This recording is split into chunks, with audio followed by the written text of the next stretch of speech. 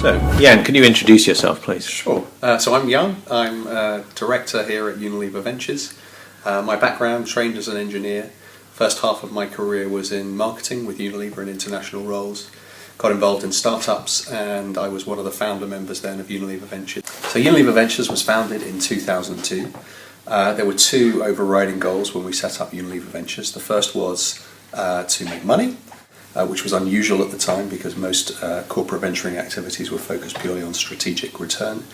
The second was to deliver a strategic return for Unilever, and broadly those two objectives remain constant since 2002. So could you give us some idea of the types of investments you're looking to make? So since we raised our Fund 3, which was about 2.5 years ago, the focus of our investments have been around two areas. One is personal care and beauty care, and the second is around a theme of digital transformation, which is around digital marketing, digital commerce, e-commerce, and general software that transforms businesses. And the structure of your fund is a GP/LP fund, which is a little bit unusual maybe in corporate venturing spheres? Yeah, so we are set up as other VC funds are. We're structured and incentivized in the same way. The only difference really between us and most of the other funds is we've only got one investor, which is Unilever. An example of how you go through your due diligence and look at the flow of ventures that you deal with? Sure, okay. I mean, I suppose every year we probably review more than 500 businesses. We probably get a serious look at 50 plus businesses, and we will typically do 5 or more investments in a typical year. So within Unilever Ventures, could you give us a bit of an introduction to the team and the people, because people are so important, and who are the managing partners, how long they've been around, and yourself who've been around now for 14 years, and that. Give us an introduction to that. Yeah, so I think we have now a lot of experience in the team at VC, but I think when we were putting our team together, and it's still something that we hold dear, is to have a blend of experiences of people who understand VC and finance, and people who understand particularly Unilever and the organisation that we're relating to. The thing that makes us different from other investors in the market is we have unique access to Unilever, and our job is the same as Unilever's job, which is to make money. We think about it in the longer term rather than this year's sales. We think about capital appreciation. But getting the right team at Unilever Ventures is crucial. So it's a blend of skills.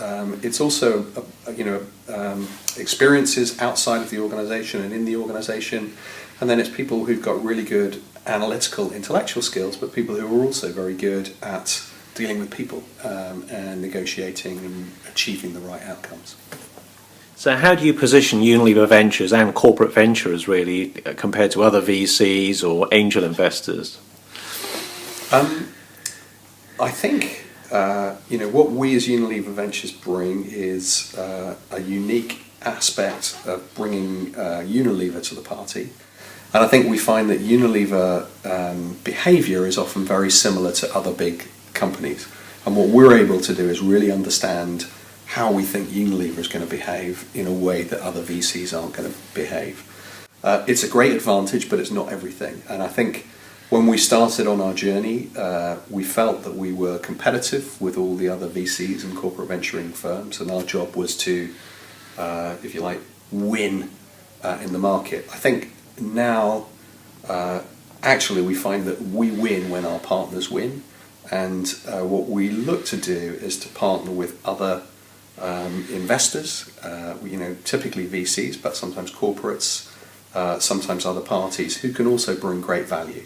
And I think it's a combination of great cash and great value, and working as a team is what results in a great framework, but a great partnership that delivers fantastic results.